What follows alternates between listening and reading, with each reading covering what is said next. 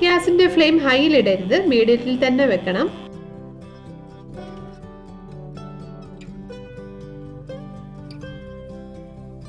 ഒരു സൈഡ് ഒരു light brown നിറമാകുമ്പോഴേക്കും പതുക്കെ ഒന്ന് തിരിച്ചിടാം. തിരിച്ചിട്ട് രണ്ട് സൈഡും ഫ്രൈ ആവുമ്പോഴേക്കും എണ്ണയിൽ നിന്ന് മാറ്റാം.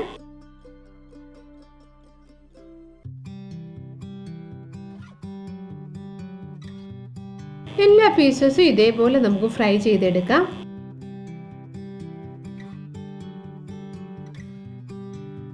നമുക്കൊന്ന് കട്ട് ചെയ്ത് നോക്കിയാലോ.